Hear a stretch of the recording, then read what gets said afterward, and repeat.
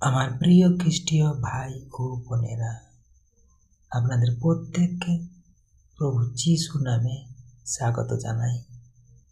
আপনারা দেখছেন hello Jesus channel. আমরা এখন আজকের আলোচনা দেখব। তবে আজকের আলোচনা দেখার আগে আমরা আজকের বিষয়ে ভিত্তি করে কিছু কথাবার্তা আমরা দেখব। আপন ক্রুশ তুলে নেওয়ার গুরুত্ব।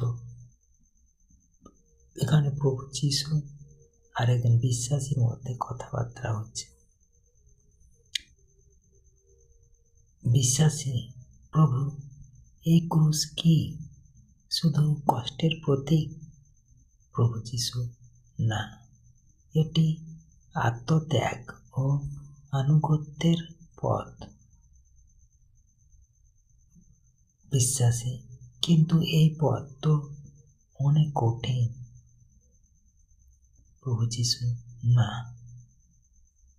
কোনো কঠিন নয়। যদি তুমি জগৎকে নিয়ে চলো, জগৎকে নিয়ে মানো, তাহলে তোমার কাছে কঠিন মনে হবে। আর যদি তুমি শাস্ত্র থেকে বাক্য দেখো, বাক্য বচন দেখো, আমার কথা মানো, আমার কথা শোনো, তাহলে তোমার কাছে ক্রুশ তুলে নেওয়া কোনো কঠিন মনে হবে না। বিশ্বাসী, তাহলে ক্রুশ তুলে নেওয়ার মানে নিজের ইচ্ছা ছেড়ে দেওয়া? প্রভু যিশু, হ্যাঁ, পিতার ইচ্ছায় তোমার জীবনের পথ হোক। বিশ্বাসী, কষ্টের মধ্যেও কি আশীর্বাদ আছে? প্রভু যিশু, অবশ্যই আছে। বিশ্বাসী, প্রভু, আমাকে তাহলে শক্তি দাও যেন প্রতিদিন আমার ক্রুশ তুলে নিতে পারি। আমার যেন কোনো কষ্ট না থাকে।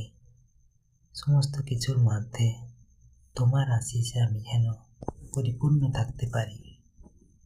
প্রভু যিশু, অবশ্যই তোমার ইচ্ছাই, তোমার বিশ্বাসেই তোমাকে ক্রুশ তুলে নিতে সাহায্য করবে। হ্যাঁ, আজকের এই আত্মিক আলোচনায় আজ আমরা একটি অত্যন্ত গুরুত্বপূর্ণ বিষয় নিয়ে আলোচনা করব। আজকের আলোচনার বিষয় বা আজকের প্রচারের টাইটেল, একজন খ্রিস্ট বিশ্বাসীর কাছে আপন ক্রুশ তুলে নেওয়ার পেছনে কি গুরুত্ব আছে।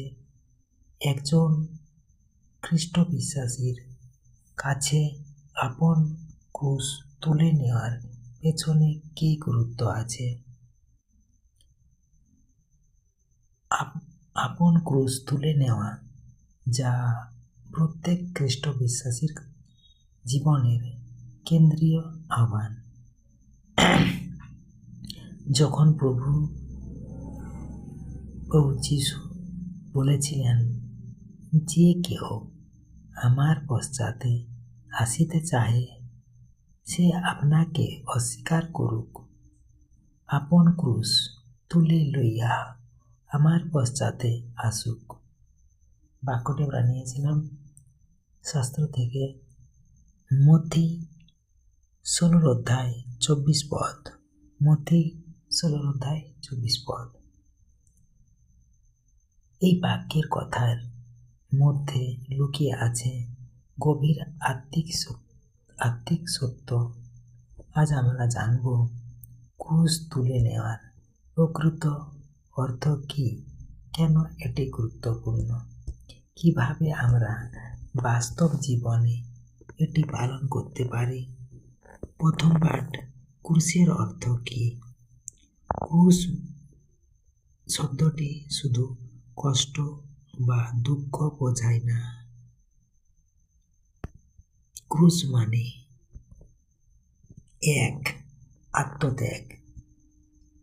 যিশু তার জীবন দিয়েছিলেন মানব জাতির জন্য। তাই ক্রুশ তুলে নেওয়া মানে নিজের ইচ্ছা, অহংকার এবং স্বার্থ ত্যাগ করা। আমরা শাস্ত্র থেকে বাক্য দেখি গালাতীয় 2 অধ্যায়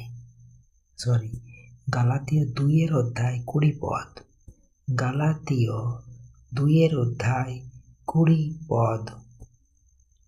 আমি খ্রিস্টের সহিত ক্রুশবিদ্ধ হইয়াছি। 2 আনুগত্য।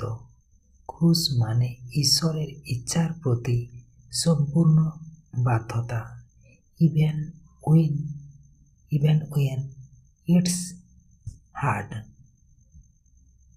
আমরা শাস্ত্র থেকে বাক্যটি দেখি লুক 22 অধ্যায় 42 পদ। তবু ইচ্ছাই পূর্ণ হোক। 3 কষ্টের গ্রহণ। খ্রিস্টের জীবন সবসময় সহজ নয়। বিশ্বাসের জন্য কষ্ট আসবে, এটাই স্বাভাবিক। আমরা 2 পাঠ এখন দেখি কেন ক্রুশ তুলে নেওয়া জরুরি। 1 এটি প্রভু যিশুর অনুসরণের শর্ত। যিশু স্পষ্ট করে বলেছেন ক্রুশ ছাড়া তাকে অনুসরণ করা সম্ভব নয়। আমরা শাস্ত্র থেকে বাক্য দেখি লুক 14 অধ্যায় 27 পদ। লুক 14 অধ্যায় 27 পদ। যে আপন ক্রুশ বহন করে না, সে আমার শিষ্য হতে পারে না। আত্মিক বৃদ্ধি। কষ্টের মাধ্যমে আমাদের বিশ্বাস শক্তিশালী হয়, যেমন আগুনে সোনা বিশুদ্ধ হয়। 3 নম্বর পয়েন্ট আমরা দেখি ঈশ্বরের মহিমা প্রকাশ। আমাদের জীবনের সংগ্রাম অন্যদের কাছে সাক্ষ্য হয়ে দাঁড়ায়। 3 নম্বর পাঠ আমরা দেখি বাস্তব জীবনে ক্রুশ তুলে নেওয়া। এখন প্রশ্ন, আমরা কিভাবে এটি পালন করব? 1 নিজের ইচ্ছাকে অস্বীকার করা। প্রতিদিন সিদ্ধান্ত নিতে হবে, আমি না ঈশ্বর। 2 নম্বর পয়েন্ট, পাপ থেকে দূরে থাকা। ক্রুশ মানে পাপের বিরুদ্ধে লড়াই। 3 ক্ষমা করা। যারা আমাদের কষ্ট দেয় তাদের ক্ষমা করা, এটাই ক্রুশ বহন। 4 নম্বর অন্যদের সেবা করা। নিজের আরাম ছেড়ে অন্যদের জন্য কাজ করা। 4 নম্বর পাঠ উদাহরণ। ধরুন কেউ আপনার সাথে অন্যায় করেছে, আপনি প্রতিশোধ নিতে পারতেন, কিন্তু আপনি ক্ষমা করলেন। এটাই আপনার ক্রুশ তুলে নেওয়া। অথবা আপনি সত্য বলার কারণে ক্ষতিগ্রস্ত হলেন, এটাই ক্রুশ বহন। 5 নম্বর পাঠ আমরা দেখি আশীর্বাদ ও প্রতিশ্রুতি। যারা ক্রুশ বহন করে তাদের জন্য প্রতিশ্রুতি আছে।